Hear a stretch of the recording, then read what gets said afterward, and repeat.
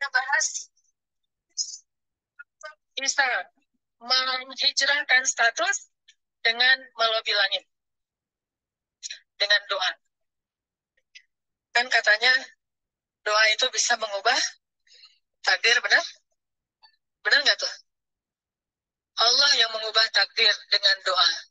Jadi bukan doa mengubah takdir, tapi Allah mengubah takdir dengan doa. Dan takdir itu bisa dirubah-rubah. Suka-suka Allah dong. Orang Allah yang nulis takdir, yamhullahu ma yasha'u wa yuthbit, kata Allah. Allah bisa menghapus apa yang dia tulis dan bisa menetapkan. Jadi nggak usah pesimis, nggak usah putus asa dulu. Wah, kayaknya memang takdirnya nggak bisa. Orang yang jahat kayak saya, yang pernah punya masa lalu yang kelam, nikah dengan akhwat yang hafizah dari pesantren apa gitu. Kan kayaknya takdirnya nggak. Wal hafizin, wal hafizat, gimana sih? Wal hafizin, gimana sih ayatnya? Saya jadi lupa. Orang yang soleh, orang yang menjaga diri dengan orang yang menjaga diri, orang yang soleh dengan orang yang soleh. Atau ibin litoyibat, maaf. Atau ibin litoyibat. Orang yang baik ketemu orang yang baik. Tapi kan saya mah orangnya udah keburu nggak baik duluan. Sekarang lagi belajar jadi orang baik, tapi belum baik-baik amat. Sedangkan dia mah udah terpelihara dari dulu. Kayaknya kita mah nggak sekufu, nggak selevel, beda dunia.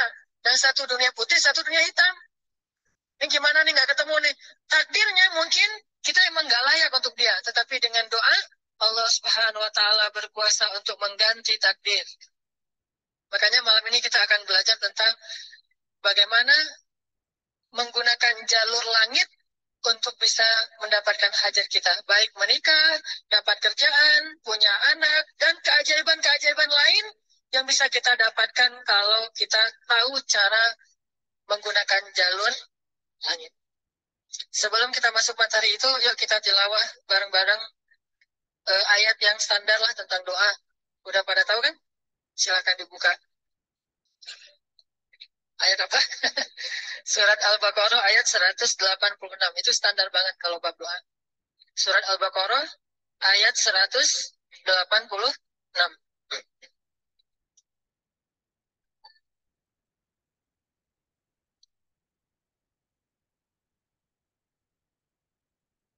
أعوذ بالله من الشيطان الرجيم. Enggak?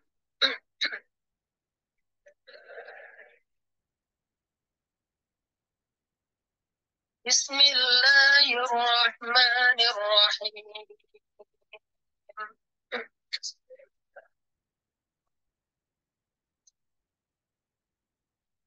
وإذا سألك عبادي عني فإني قريب.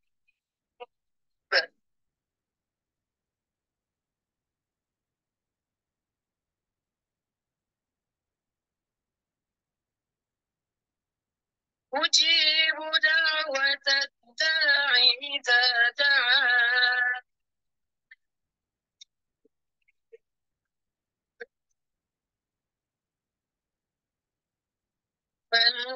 فليستجيبوا لي وليؤمنوا بي لعلهم يرشدون.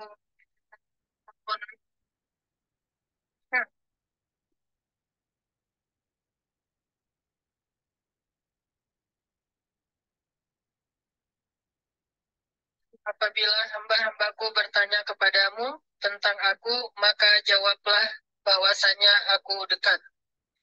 Aku mengabulkan permohonan orang-orang yang berdoa kepadaku apabila dia memohon kepadaku. Maka hendaklah mereka memenuhi segala seruanku dan hendaklah mereka beriman kepadaku agar mereka selalu berada dalam kebenaran. Shadaqallahul azim.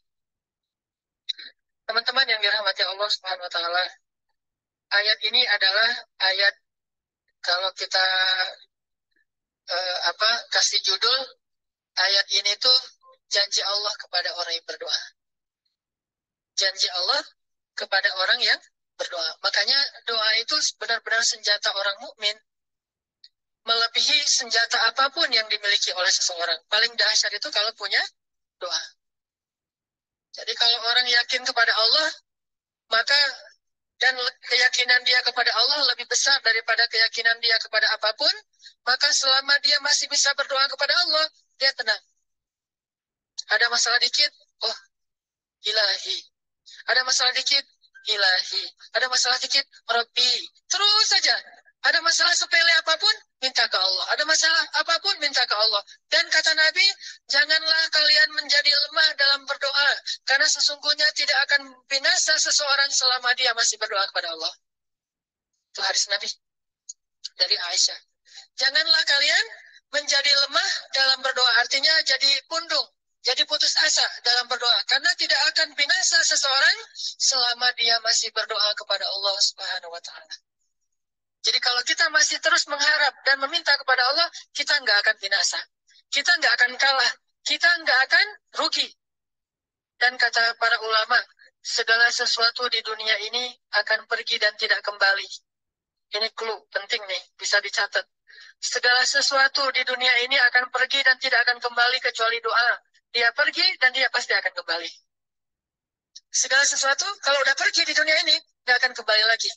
Kalau pergi di sini maksudnya pergi kepada Allah. Tapi kalau doa pergi ke Allah, dia pasti akan balik lagi kepada yang meminta.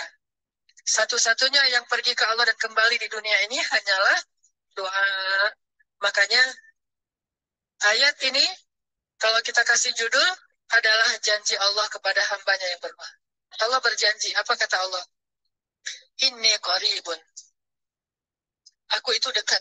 Maksudnya, nggak mungkin aku nggak dengar doa kalian. Begitu kita berdoa, kita pikir, Allah dengar nggak ya? Jangan-jangan kok doa saya belum diijabah, kayaknya Allah nggak dengar yang kemarin, saya harus keraskan lagi suara saya. Nggak, inni qarib. Arti inni qarib, aku itu dengar banget apa yang kamu ucapkan. Nggak usah diucapkan, di dalam hati aja Allah udah dengar. Siapa yang pernah berdoa di dalam hati terus langsung Allah ijabah? Rasulullah. Coba teman-teman buka awal juz kedua. Ayat surat Al-Baqarah ayat 144. Itu gara-gara Nabi ada harapan di dalam hati tapi nggak berani ngomong gitu ke Allah. Cuma dipendam di dalam hati doang.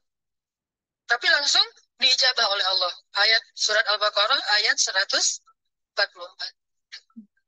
Allah berfirman, قد نرى تقلب وجهك في السماء فلنولينك قبلة ترضاها فول وجهك شطر المسجد الحرام وحيث ما كنتم فولوا وجوهكم شطره وإن الذين أوتوا الكتاب ليعلمون أنه الحق من ربهم وما الله بغافل عما يعملون. Jadi ceritanya orang Yahudi suka menghina kaum muslimin gara-gara orang Islam kalau sholat waktu itu masih menghadap ke Al-Aqsa, Palestina. Jadi kata orang Yahudi itu, lihat orang Islam mah fake. Suka niru. Kita sholat menghadap Al-Aqsa, mereka sholat menghadap Al-Aqsa. Berarti agama mereka itu adalah agama yang meniru agama kita. Nggak original. Sering diperolok-olok. Setiap kaum muslimin sholat dihina sama mereka. Akhirnya Nabi ngerasa sedih. Wah, gimana ya caranya? Sehingga setiap sore Nabi berdiri di suatu bukit, kemudian lihat ke langit. Cuman nggak ngomong, gini aja ke langit. Membatin. Bayangin, pernah nggak teman-teman membatin ke Allah? Ini harus kita coba lakukan. Belajar membatin kepada Allah. Itu romantis banget. Jadi duduk sendiri. Allah, ngomong gitu dalam hati. Dan yakinlah ini, korib Allah tuh dengerin. Jangan pikir, saya kayak ngomong sendiri, kayak orang kurang waras. Enggak, Allah itu mendengar. Jadi kita batin aja sama Allah, ngomong dalam hati. Ya Allah, saya itu lagi gini, ada masalah. Ngomong dalam hati kita. Please Allah, please, gitu ya. Nah, itu kalau kita membatin, inni qaribun wa asirru qawlakum awijharu bih innahu alimun bidzatis sudur. Jadi Nabi nggak enak mau ngomong, ya Allah tolong dong pindahin kiblat dari Masjidil Aqsa ke Masjidil Haram. Soalnya daripada dikata-katain melulu sama orang Yahudi, mau ngomong kayak gitu tuh nggak enak sama Allah. Malu Rasul ke Allah. Masa kiblat aja minta dipindahin. Akhirnya Nabi cuma ngeliat ke langit aja tiap hari. Udah selesai pulang. Besok lihat lagi ke langit. Turunlah ayat ini. Sesungguhnya kami telah melihat bagaimana kamu selalu menengadahkan wajahmu ke langit. Maka kami palingkan kiblat ke arah yang kamu sukai. Coba lihat. Turun wahyu untuk merespon doa Nabi yang bahkan belum diverbalkan. Belum diucapkan dengan kata-kata, tapi Allah udah ngerespon. Ini kan keajaiban doa nih. Cuman kita seringnya ngerasa udah minta berkali-kali kok nggak dikasih-kasih. Kita belajar sekarang. Rasul nggak usah minta pakai verbal, cuman membatin doang dalam hati, Allah udah ngasih. Pernah nggak teman-teman ngerasa kayak gitu? Ada kepengen sesuatu, tiba-tiba terwujud. Pernah kan? Tapi kepengennya yang baik-baik. Pengen misalnya, aduh, saya pengen banget umroh. Cuman mau ngomong kayak gitu mah, saya mah orangnya kayaknya nggak mungkin bisa umroh kalau ngandalin harta. Orangnya nggak mampu, kerjanya juga pas-pasan. Gimana mau umroh untuk makan aja susah. Tapi pengen banget dalam hati kita. Dan itu rindunya tuh rindu banget. Setiap kali ngelihat video atau tayangan di TV tentang umroh dan haji, menitikkan air mata. Saking kangennya ke Baitullah. Allah tahu itu dalam hati kita. Tiba-tiba ada jalan. Ada aja jalannya. Dan bisa dikasih sedekah, bisa juga hadiah, bisa juga door prize, bisa juga macam-macam. Pokoknya ada jalan aja, tiba-tiba bisa umroh. Dan saya sering banget membawa orang umroh, di antara jamaah itu selalu ada satu atau dua orang yang umrohnya itu miracle, keajaiban dari Allah. Ketika saya cari tahu alasannya apa, ternyata emang dia dari dulu pengen banget umroh, cuman nggak bisa ngandelin hartanya. Allah kasih jalan yang lain. Bukankah Allah itu memampukan yang diundang, bukan mengundang yang mampu? Kan itu yang sering kita dengar kan? Allah tidak mengundang yang mampu, tetapi memampukan yang diundang. Kalau udah Allah undang, pasti mampu. Kalau Allah nggak undang, walaupun dia mampu, nggak akan bisa.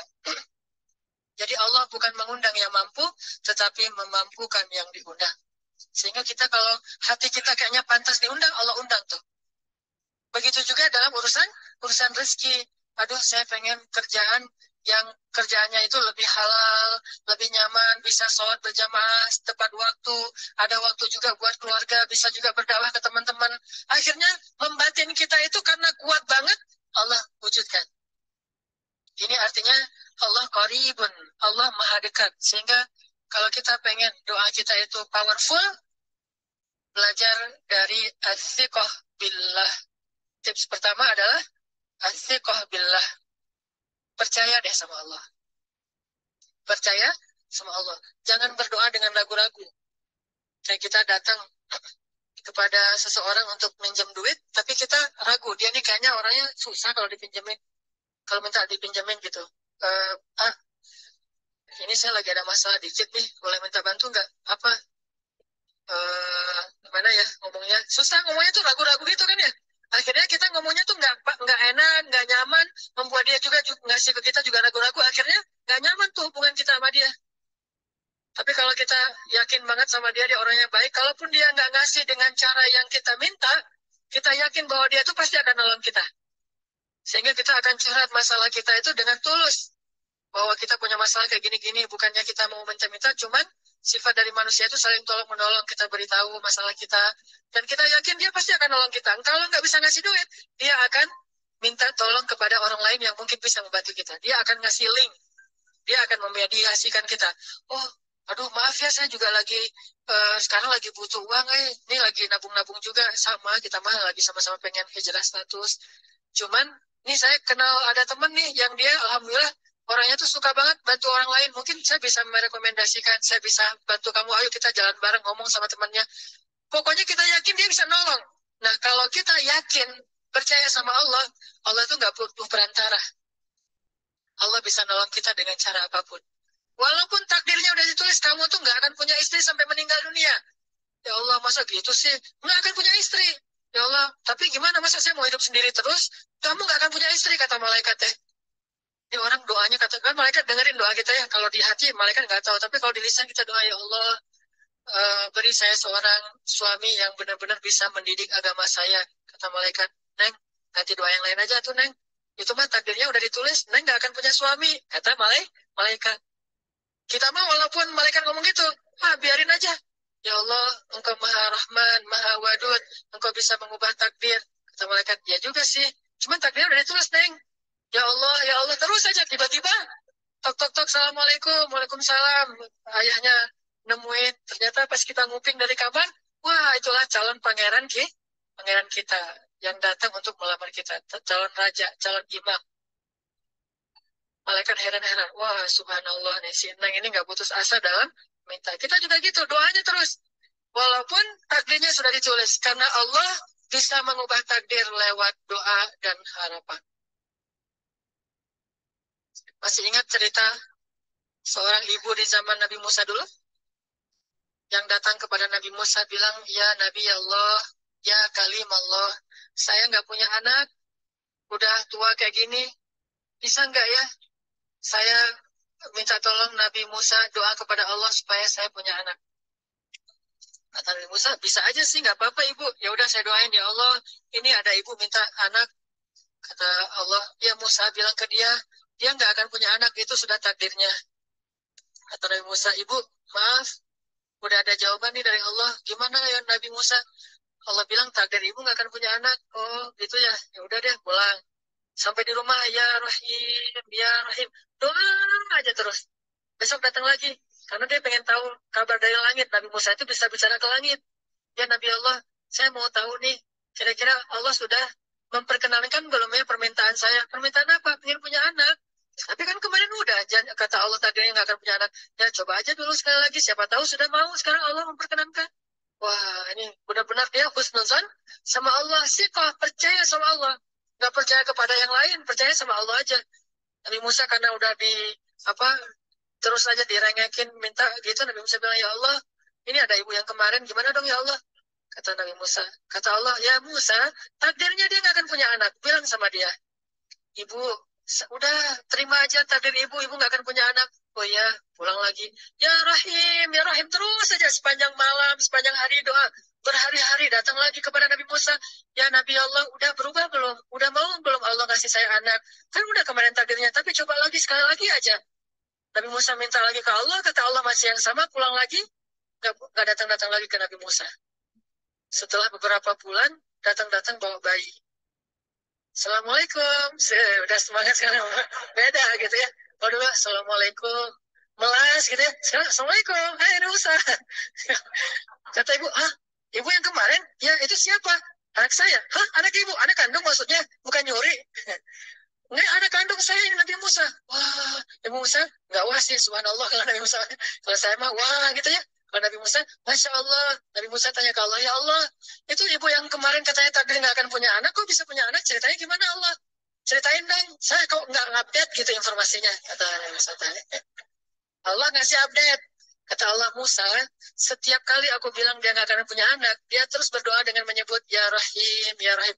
Allah itu kan senang banget dipuji, dan Allah lebih berhak untuk dipuji. Kalau kita senang dipuji nggak baik. Kalau Allah senang dipuji, emang punya hak untuk dipuji kan? Allah senang dipuji. Dia bilang, Ya Rahim. Kamu bilang nggak akan punya anak. Dia bilang, Ya Rahim. Terus saja berharap. Wahai Musa, sesungguhnya rahmatku mendahului takdir. Rahmatku mendahului takdir. Akhirnya dengan sifat rahim, Allah mengubah takdir ibu ini. Walaupun secara ilmiah, nggak mungkin punya anak karena sudah menopause. Tetapi Allah yang memiliki kekuasaan atas segala sesuatu. Nah, tips pertama adalah, kalau kita pengen doanya powerful, melahirkan mujizat dan keajaiban, adalah at-siqah billah. Harus percaya sama Allah. Pertama, percaya bahwa Allah Subhanahu wa Ta'ala itu Maha Kuasa mengubah apapun yang Dia kehendaki. Apa yang Allah ingin, Masya Allah, kan pasti terjadi. Wa man lam yasha, lam yakun. Kalau Allah nggak pengen, nggak akan terjadi. Jangan suuzon sama Allah terus bilang, nggak enak banyak minta, amal saya sedikit, mending saya beramal aja, nggak usah banyak minta. Jangan memperlakukan Allah seperti kita memperlakukan makhluk. Orang kalau kita banyak minta, dia akan kesulitan. Lama-lama dia akan merasa terganggu. Tapi Allah, kalau nggak diminta, dia marah. Manusia kalau kita minta banyak-banyak, dia marah. Allah kalau kita nggak minta, dia malah marah. Masya Allah ya. Luar biasa. Allah tuh senang banget kalau hambanya meminta. Sehingga di antara hamba yang paling Allah cintai, di antara hamba-hambanya, hamba yang paling banyak menengadahkan wajah dan telapak tangannya. Ilahi, ilahi. Minta sama Allah. Allah tuh suka banget diminta. Orang yang suka meminta itu bahasa Arabnya awwahun. Inna Ibrahim la awwahun halim. Ibrahim itu hamba yang awwahun halimun. Awwah halim. Halim itu artinya menahan amarah. Awwah da'a. Da'a artinya banyak berdoa. Kalau itu berdoa. Kalau da'a senang banget doa. Ada masalah dikit, ilahi, Rabbi, ngadu aja ke Allah, manja gitu. Dan Allah tuh senang banget dengan hamba yang kayak gitu. Sehingga sampai Nabi mengatakan, mintalah kepada Allah walaupun cuman garam. Garam aja minta ke Allah. Sepele banget masalah kita. Ya Allah, mudah-mudahan nanti nggak macet ya. Minta sama Allah. Kok macet ya Allah? Ya biar kita sabar. Udah tahu jam macet, berangkatnya telat gitu ya. Jangan salahin Allah. Tapi minta, bilang, biasakan kita tuh komunikasi sama Allah dengan manja. Ya Allah, mudah-mudahan saya bisa jawab ujiannya. Udah belajar sih ya Allah, cuma nggak tahu kan semuanya di tanganmu. Minta ke Allah. Bismillahirrahmanirrahim. Makan ya Allah, ini rezeki darimu. Makasih ya. Makan. Kalau bahasa lainnya makasih, alhamdulillah. Alhamdulillahilladzi at'amani hadza wa razaqanihi min ghairi haulin minni wala quwwah. Hafal tuh? Kalau nggak hafal, udah aja bismillah lah. Alhamdulillah gitu. Bismillah ya Allah, Masya Allah nih rezeki darimu. Udah selesai makan? Udah sendawa gitu. Alhamdulillah. Allah baik banget. Ngomong sama Allah, sering-sering komunikasi sama Allah. Dan Allah itu, wa huwa ma'akum aina ma kuntum. Dia bersama kalian dimanapun kalian berada. Bersama ya, bukan ada. Kalau ada itu beda. Allah di mana-mana itu beda. Tapi Allah bersama kalian itu artinya Allah melihat, Allah mendengar, Allah menyaksikan, Allah mencatat, Allah maha menilai bersama kita. Kalau ada, dia bertempat. Sehingga nanti kalau ada anak bilang, Mah, Allah di mana? Allah ada di mana-mana, Dek. Ntar dia malah karena cerdas, kalau gitu di WC juga ada, kan nggak boleh kan? Ini jawaban yang keliru, kurang filsafat. Allah itu bukan ada di mana-mana.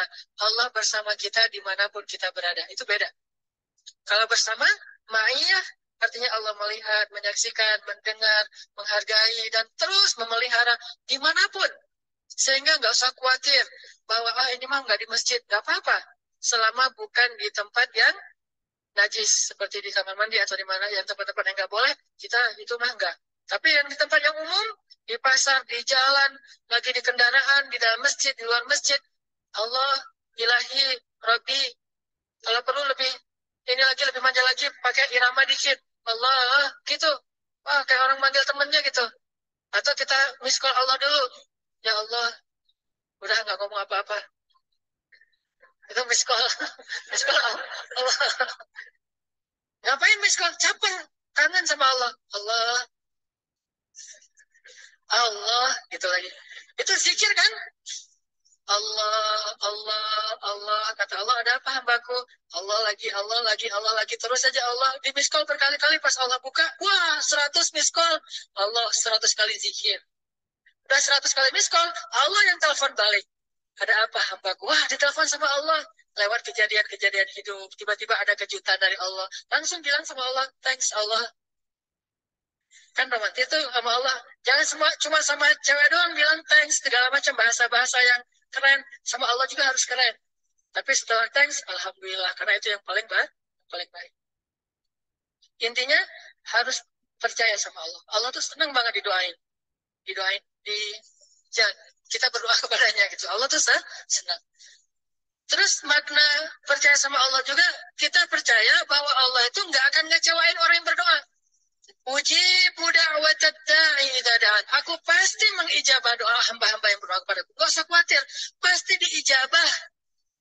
Tapi kok masih belum aja Ustaz? Nah, kita harus belajar apa itu makna diijabah. Jangan-jangan Allah udah mengijabah, kita nggak ngerti. Ada analogi tentang orang yang tenggelam, terus dia meninggal sambil menuduh Allah, Allah kok nggak nolong saya? Bukankah aku sudah mengirim pelampung? Jadi pelampung itu cara Allah menolong kita. Kita harap ditolongnya tiba-tiba selamat aja di pantai. Nggak kayak gitu. Allah punya cara. Sehingga kita harus belajar memahami maksud Allah. Allah maksudnya apa? Di antara cara Allah mengijabah, kata para ulama, satu, Allah mengijabah persis seperti yang kita minta. Dua, Allah mengijabah yang lebih baik dari yang kita minta.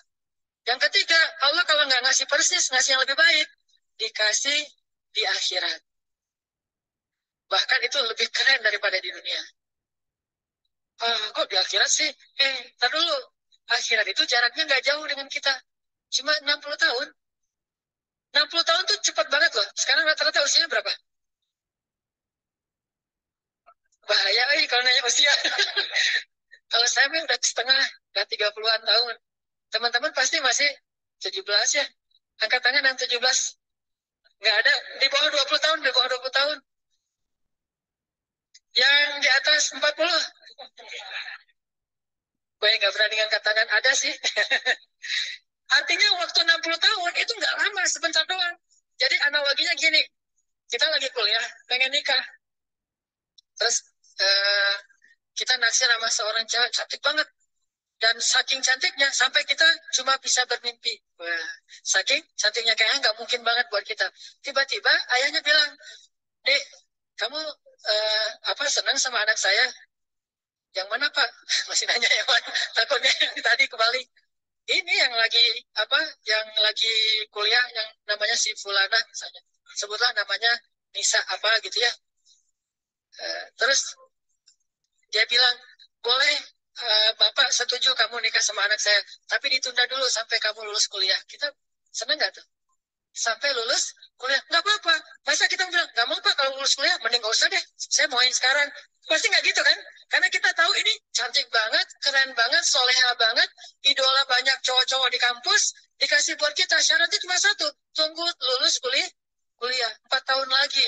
Pasti kita akan sabar banget menanti itu. Nggak mungkin kita bilang, Pak, Bapak kalau nawar yang serius dong. 4 tahun lama tuh, Pak. Yang kedua, tips supaya doa kita powerful. Kalau doa sama Allah itu yang romantis. Bahasa Arabnya munajat, curhat sama Allah.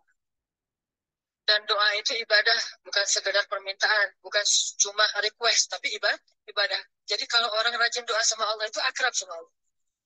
Dan kalau akrab jadi romantis sama Allah, enak gitu. Hubungannya dengan Allah tuh adem banget, nyaman banget. Pas dia berdoa, Ilahi, gini ngomong. Kayak Nabi Zakaria yang tadi di surat Maryam, pas sholat rakaat kedua, apa kata Zakaria? Ini bentuk curhatnya Zakaria. Qala Rabbi inni wahana al-'azmu minni washta'ala ar-ra'su shayba wa lam akun bidu'aika Rabbi syaqiyya. Nabi Zakaria doa romantis, suaranya pelan. واذكر في الكتاب ذكر رحمة ربك عبده زكريا إذ نادى ربه نداء خفيا. Nidaan khafiyya. Zakaria tuh kalau doa tuh lirih banget suaranya. Lembut banget. Jadi duduk sendiri. Ilahi ya Allah. Bersenandung seperti Nabi Daud. Romantis sama Allah. Bukan, ya Allah, itu mah doa khusus untuk perang itu mah. Doain Palestina, doain Suriah itu harus tegas. Kayak Nabi kalau berdoa itu dengan menelunjuk. Kadang Nabi mengangkat tangan, kadang Nabi mengangkat kedua tangan sampai tinggi, kadang Nabi nggak mengangkat tangan, kadang Nabi memakai telunjuk. Semuanya itu sunnah. Dan kita saling debat masalah, oh nggak boleh angkat tangan. Kadang Nabi mengangkat tangan, kadang Nabi tidak mengangkat tangan. Kadang Nabi malah menunjuk ini. Kalau urusannya bab perang, biasanya gini. Ya Allah, bukan nyuruh Allah ya. Beda kesannya nunjuk Arab dengan nunjuk Indonesia. Kalau Arab, ngapain lu nunjuk-nunjuk gue? Kan gitu ya. Kalau Allah mah nggak kayak gitu. Allah pakai bahasa Arab, jadi pakai filsafat Arab. Nunjuk itu maknanya sangat berharap dan tegas gitu. Jadi kita doa pelan, ya ilahi, inni wahana al-'azmu minni washta'ala ar-ra'su shayba wa lam akun bidu'aika rabbi syaqiyya. Ya Allah, tulang saya udah lemah, rambut saya sudah beruban semuanya. Tidak ada satu helai pun yang hitam. Tapi saya belum pernah berputus asa dari berdoa kepadamu, ya Allah. Ini namanya curhat. Wa inni khiftul mawaliya min warai. Ya Allah, saya takut banget kalau saya meninggal, tidak ada yang meneruskan dakwah saya, sedangkan Bani Israel itu mudah tergelincir. Fahabli min ladunka waliya. Ya Allah, beri saya seorang anak. Walaupun istri saya sudah mandul, tapi saya terus berharap kepadamu, ya Allah. Ya Allah, please, gitu. Waj'alhu rabbi radhiya. Ya Allah, jadikan anak itu yang sangat engkau ridhoi. Minta Nabi Zakaria ke Allah. Tiba-tiba dapat kejutan. Ya Zakaria, inna nubashiruka bi ghulam.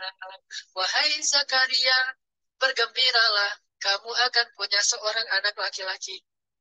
Itu hasil curhat ke Allah. Langsung Allah kasih nama.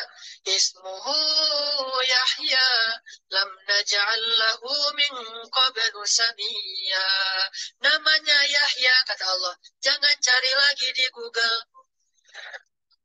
Udah ada namanya tuh. Gak perlu lagi nyari di googling gitu. Nama yang bagus apa gitu kan ya. Lagi serius-serius. Ismuhu Yahya. Itu sebaik-baik nama. Namanya datang dari langit. Ismuhu Yahya. Lam naj'al lahu min qablu samiyya. Belum pernah ada anak sesoleh dia di muka bumi. Wah, ini first nih. Anak paling soleh.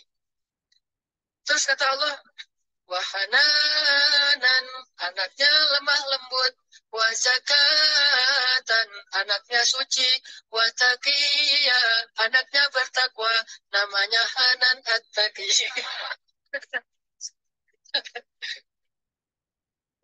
Itu mah doa ya, bukan GR. Karena saya juga belum bertakwa. Hanya Allah yang tahu siapa yang paling bertakwa. Terus apa lagi sifatnya? Wa barram biwalidayhi. Anaknya sangat berbakti kepada orang tua. Allah kasih spesifikasi anak yang Allah pengen ngasih ke Zakaria. Itu luar biasa sifat-sifatnya. Wa barram biwalidayhi. Gak pernah nyakitin orang tua. Walam yakun jabbaran 'asiyyan. Gak pernah berlaku kasar, tidak pernah bermaksiat, gak pernah berdosa. Yahya. Wassalam. Allah menjaga dia. Wassalamun alaihi yawma wulida. Allah jaga dia ketika dia lahir. Wa yawma yamutu, ketika dia wafat. Wa yawma yub'atsu hayya, ketika dia dibangkitkan. Wah, ini dijamin dunia akhirat semua. Hasil munajat. Allah kasih kejutan yang paling istimewa. Makanya bermunajatlah kepada Allah. Ya Allah, titikan air mata. Ngomong sama Allah masalahnya apa? Ya Allah, saya pengen nikah banget. Bukan apa-apa ya Allah. Saya pengen punya keturunan yang soleh-soleha. Saya pengen sholat berjamaah waktu tahajud. Saya pengen diimami oleh seorang imam yang baik bacaannya, yang soleh. Saya pengen mendidik anak saya berdua dengan pasangan saya. Saya pengen yang baik-baik sebutin. Pengennya kita hajat kita itu apa? Cuman ya Allah, saya kurang modal. Ngomong Allah udah gitu. Gak apa-apa pakai gaya-gaya kita sendiri. Gaya Sunda, gaya apa, bebas lah. Ya Allah, kurang modal banget. Gimana nih ya Allah? Tapi kan engkau maha kaya ya Allah. Bilang gitu. Dan Allah akan mengatakan, lihat hambaku memujiku. Kan kayak kita bilang, Alhamdulillah ya Rabbil Alamin. Allah bilang, hambaku memujiku. Ar-Rahmanir Rahim. Hambaku mengagungkanku. Maliki Yaumiddin. Hambaku gimana sih hadisnya tuh? Kan gitu kan. Allah merespon setiap ucapan hambanya. Jadi kita bilang, tapi kan engkau maha kaya ya Allah. Oh iya benar. Cuman saya belum juga nemu siapa calonnya ya Allah. Tapi kan engkau maha tahu ya Allah. Oh iya. Nanti Allah tiba-tiba dalam mimpi disebutin gitu. Wah, jelas spesifikasinya, wajahnya kayak gini, senyum-senyum ke kita di dalam mimpi gitu ya. Terus kasih kartu nama. Pas kita bangun ternyata kartu namanya ada di tangan kita. Cie, gak di film. Bisa gitu. Tiba-tiba ke save di HP kita ada nama yang saya perasaan nggak pernah nge-save nomor ini deh. Malaikat yang nge-save. Itu semuanya mujizat dari Allah. Gak usah khawatir. Allah punya cara. Tadi mah walaupun herai, tapi sebetulnya pesannya adalah Allah itu punya banyak cara untuk menolong hambanya. Tidak usah kita atur gimana caranya. Bukan kita yang mengatur caranya. Kita hanya bermohon kepada Allah. Allah yang punya sekian banyak cara. Allah bisa pakai cara ilmiah, bisa cara yang tidak ilmiah, bisa cara yang berlawanan dengan ilmiah. Ilmiah itu kan ciptaan Allah. Jadi jangan mengukur dengan logika kita. Tapi mengikhtiar dengan logika kita harus. Kalau ikhtiar harus ilmiah. Tapi kalau iman nggak perlu ilmiah. Sakit, ikhtiarnya ke dokter. Tapi yakinnya nggak boleh yakin sama dokter. Ikhtiarnya seilmiah mungkin. Tapi imannya nggak boleh ilmiah, rabbaniyah. Allah berkuasa dengan ilmiah, tanpa ilmiah bertentangan dengan ilmiah. Allah bisa menciptakan seseorang dari ayah dan ibunya, bisa tanpa ayah tapi punya ibu doang seperti Isa. Atau bisa nggak punya ayah, nggak punya ibu seperti Adam. Allah bisa menciptakan onta dari induknya, bisa keluar dari batu seperti untanya Nabi Soleh. Allah Maha Kuasa, makhluk tidak kuasa. Minta sama Allah dengan harapan-harapan yang indah, munajat. Jadi sekarang coba kita dengar bagaimana munajatnya Nabi ketika pulang dari Taif.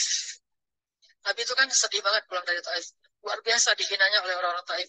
Di antara penghinaan orang Taif yang masih terekam oleh sejarah itu, orang Taif mencemooh Nabi dengan mengatakan, memangnya benar kamu itu, memangnya benar Allah mengangkat kamu jadi Nabi?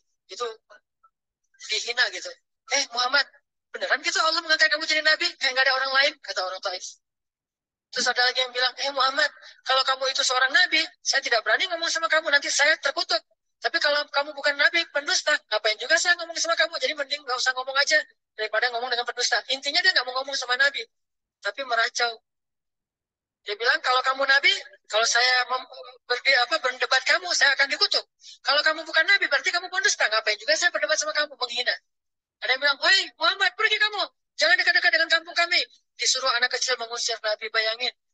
Bagi orang semulia Rasulullah, diusir oleh anak kecil, dikejar-kejar pakai batu kerikil, dilemparin. Itu luar biasa. Berat banget perasaan beliau.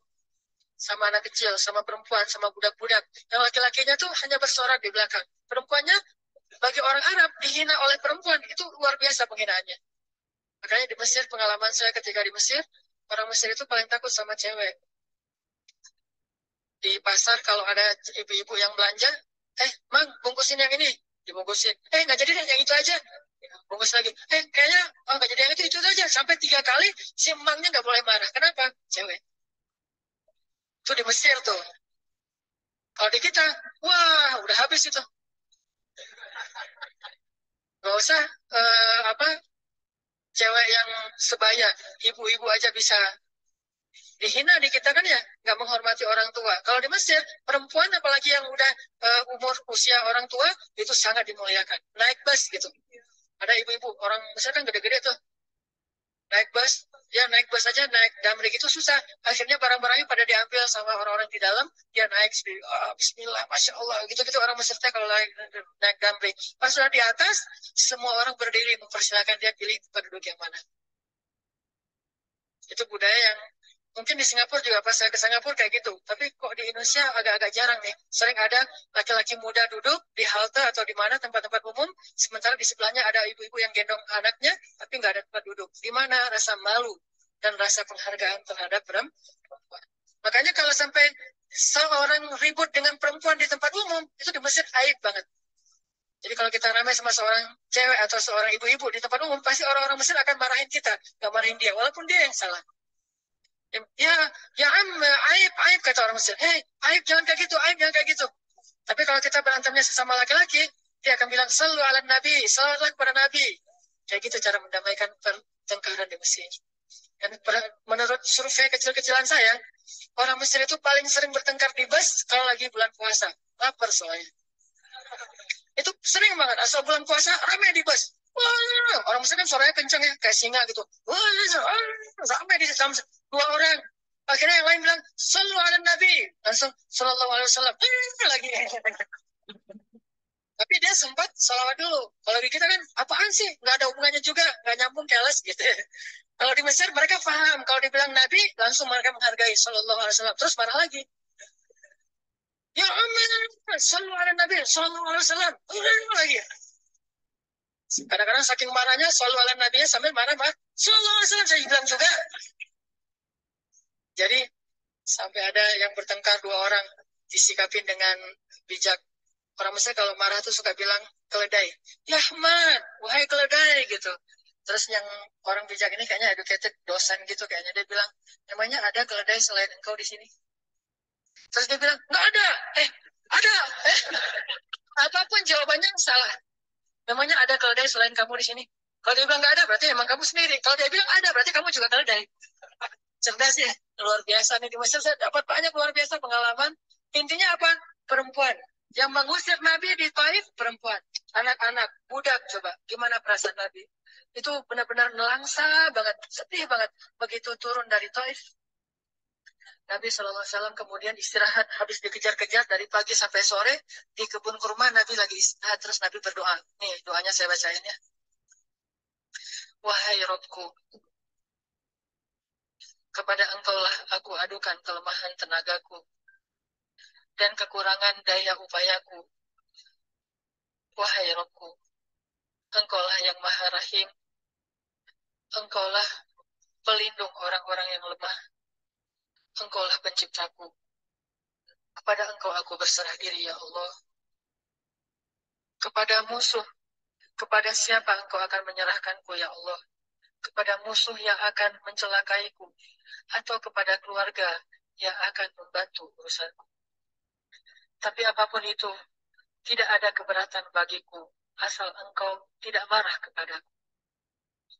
Mau diserahin ke musuh, gak apa-apa ya Allah. Mau diserahin kepada keluarga juga gak apa-apa. Yang penting kau gak marah ya Allah. Ini bahasa Nabi. Terus Nabi bilang, sedangkan kasih sayangmu maha luas bagiku. Aku berlindung dengan cahaya wajahmu yang mulia, yang menyinari langit dan menerangi segala yang gelap. Dan atasnya lah teratur segala urusan dunia dan akhirat. Dari engkau menimpakan atas diriku kemarahanmu. Aku berlindung dari kemarahanmu, ya Allah. Dari juga azab-azabmu. Kepada engkaulah aku adukan perihalku, sehingga engkau ridho. Tiada daya dan upaya, melainkan dengan kekuasaanmu, ya Allah.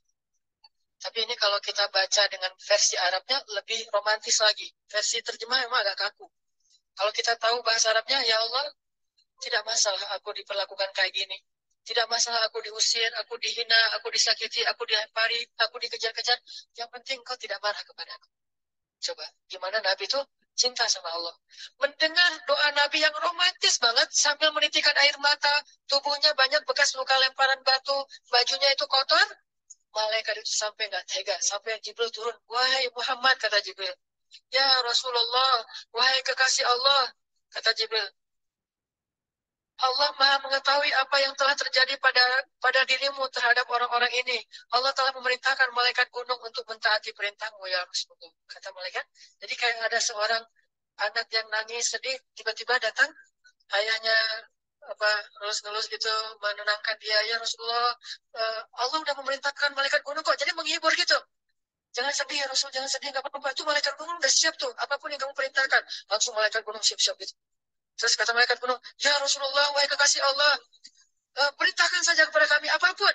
Jika engkau mau, kami akan timpakan dua gunung ini kepada penduduk Taif, sehingga mereka mati terhimpit oleh gunung-gunung yang kami timpakan. Perintahkan ya Rasulullah, perintahkan. Kata Rasulullah, tidak wahai para malaikat. Kalaupun mereka tidak beriman hari ini, aku berharap kepada Allah, anak cucu mereka kelak akan beriman.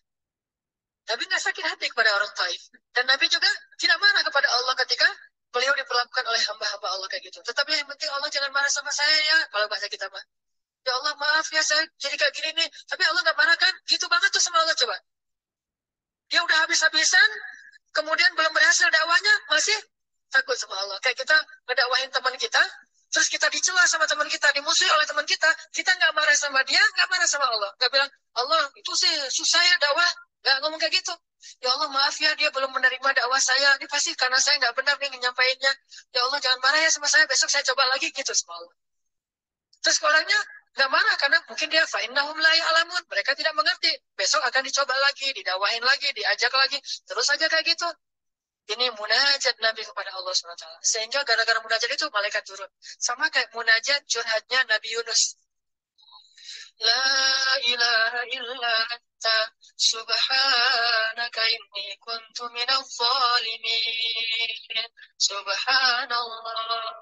Nabi Yunus tuh bermunajat di dalam perut ikan, lirih banget, suaranya tuh pelan banget. Tapi suara yang pelan itu menggetarkan arasy Allah Subhanahu wa taala. Kita udah teriak-teriak pakai mic, nggak ada yang bergetar. Nabi Yunus kalimatnya sederhana, tetapi dari hati banget. benar-benar curhat. Ya Allah, tidak ada ilah selain Engkau. Aku ini udah zalim terhadap diriku sendiri. Ya Allah, maafin saya, maafin saya. Subhanallah, subhanallah. Engkau maha suci, saya ini kotor. Engkau maha suci, saya ini kotor. Terus saja sampai suara Nabi Yunus di dalam perut ikan, di dalam laut yang dalam itu, menggetarkan arus Allah di langit ketujuh. Tiba-tiba malaikat arus bertanya, suara siapa ini ya Allah? Begitu indah, begitu lembut, meminta ampun kepadamu ya Allah. Kata Allah, itu suara hambaku Yunus. Apa yang dia minta ya Allah? Dia minta ampun kepadaku. Ya Allah, please ampunin dia ya Allah, please. Kata malaikat-malaikat. Semua malaikat meminta ampun untuk Yunus alaihissalam. Sehingga kemudian Allah mengatakan, ya sudah aku ampuni dia. Tiba-tiba Nabi Yunus diselamatkan. Curhat sama Allah. Kalau ada masalah, bilang ke Allah. Apapun, ya Allah, duduk sambil bersandar di pohon. Ya Allah, coba buka surat Al-Qasas. Gimana Nabi Musa itu suka curhat kepada Allah. Surat Al-Qasas, surat 28 ya. Ayat ini ya. Ayat 16 coba. Ketika Nabi Musa nggak sengaja bunuh orang Kipti, Egyptian. Rabbi, ini zalamtu nafsi, faghfirli ya Rabbi. Ya Rabbi, saya tuh udah zalim. Maafin saya ya Allah, ampuni saya. Ada masalah dikit? Ngomong ke Allah. Habis ada kesalahan? Ngomong ke Allah. Terus eh, dia bilang lagi, Rabbi ayat 17. Bima an'amta alayya falak akuna zahiran lil mujrimin. Ya Allah, eh, janganlah engkau jadikan aku termasuk orang-orang yang berdurhaka atau berbuat dosa. Udah. Terus ada masalah lagi. Nabi Musa diusir dari Mesir, dikejar-kejar sama tentara Firaun di ayat 21. Apa kata Musa? Rabbi, najini minal qaumil zalimin. Ya Rabbi, selamatkan saya dari orang-orang yang zalim. Ngomong lagi ke Allah. Udah Nabi Musa pergi sekarang. Kemana perginya? Dari Mesir ke Yordania, Madian kalau bahasa dulu. Pergi tuh. Begitu pergi ke Madian, bilang lagi ke ayat 22. Asa Rabbi ayyahdiyani sawa asabil. Mudah-mudahan Allah kasih saya jalannya. Ya Allah, tunjukin dong saya jalan harus kemana nih. Saya nggak tahu harus kemana larinya. Allah tunjukin. Jalan sampai kemadian. Begitu udah selesai adegan menolong dua orang perempuan yang sedang memberi minuman ternak. Nabi Musa capek kan? Udah seharian jalan, kemudian kurang makanan, sendiri, nggak jelas negeri yang beliau tuju. Akhirnya beliau bersandar di sebuah pohon di ayat 24. Terus beliau mengatakan, Rabbi, ini lima anzalta ilayya min khairin sakin. Ya Allah, saya butuh banget kebaikan darimu, ya Allah. Saya sekarang lapar, saya haus, saya nggak punya tempat tinggal. Saya sangat butuh kepada kebaikan darimu. Bilang ke Allah, tiba-tiba habis doa kayak gitu, datanglah cewek itu dengan malu-malu kan ayat berikutnya. Ternyata cewek itu adalah cikal bakal jadi istri Musa. Jadi kalau ada apa-apa bilang ke Allah. Gak sengaja ngelihat Instagram, oh ada yang cantik, tapi yang ini nih, yang saya gak sengaja gitu. Tapi jangan dikepoin ya, dan jangan terlalu lama ngelihatnya, sekilas saja. Atau minimal kalau nggak yang ini, yang kayak gini, ya Allah, gitu. Ngomong nanti ketika selesai sholat. Makanya banyak-banyak doa sama Allah. Dan yang romantis, yang lembut, banyak-banyak berzikir. Jadi sebelum doa itu tasbih dulu.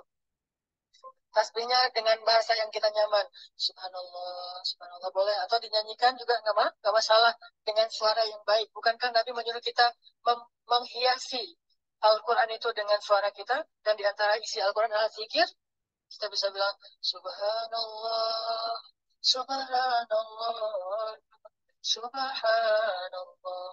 Coba kayak gitu malam hari sendiri. Pasti orang yang lewat dekat rumah kita bakal lari gitu ya. Kirain ada suara. Malam hari zikir di kos-kosan gitu. Pada teman-teman pada kabur semuanya. Dikirain ada yang gentayangan. Subhanallah, Subhanallah, Subhanallah. Jadi kalau teman-teman bersiul, bersiullah dengan zikrullah. Daripada kita bersiul dengan lagu-lagu yang misalnya hanya irama biasa kan ya. Saya udah nggak hafal ya lagu-lagu terbaru. Yang dulu-dulu mah yang saya tahu paling kau hancurkan hati, hancurkan. Ya. Nah, gitu aja bersiulnya di mobil, kau hancurkan hatiku. Mending kita subhanallah, subhanallah, subhanallah, subhanallah, subhanallah, subhanallah. Biasain aja bersiul dengan nama Allah. Itu namanya miskolin Allah. Sehingga nanti Allah akan lihat, wah ada hambaku nih menyebut-nyebut nama aku kan di miskol tuh, caper dulu. Nah gitu baru ya Allah, baru minta sama Allah. Jadi, kalau kita mau munajat, mau romantis, mau curhat sama Allah, sebut nama Allah, agungkan kebesaran Allah, berselawat kepada kekasih Allah, yaitu Rasulullah Shallallahu Alaihi Sayyidina Muhammad. Mau pakai Sayyidina Mangga, nggak pakai Sayyidina Mangga. Yang penting jangan ribut bab Sayyidinanya. Mau doa aja, nggak ada tuh Sayyidina. Ramai kan? Jadi berdoa ada, jadi debat kan ya. Komen, udah aja, nggak apa masalah. Mau pakai Sayyidina. Mangga, nggak pakai Sayyidina juga, nggak masalah. Tergantung mazhab. Ada yang nyaman harus pakai Sayyidina karena saya cinta sama Rasulullah. Ada yang nyaman saya justru karena cinta sama Rasulullah nggak mau nambah-nambah kayak gimana Nabi mengucapkan aja. Enggak. Yang penting salawat. Allahumma sholli ala Muhammad. Allahumma sholli ala Sayyidina Muhammad. Baru minta, ya Allah saya lagi ada masalah. Gini nih ya Allah. Sebutin curhat sama Allah. Dengan demikian doa kita akan diijabah insya Allah. Tapi ini baru berapa nih? Baru dua ya. Ada beberapa tips untuk doa yang powerful. Insya Allah ini akan kita lanjutkan pada pertemuan yang akan datang. Pertemuan yang akan datang. Pertemuan yang akan datang. Pertemuan yang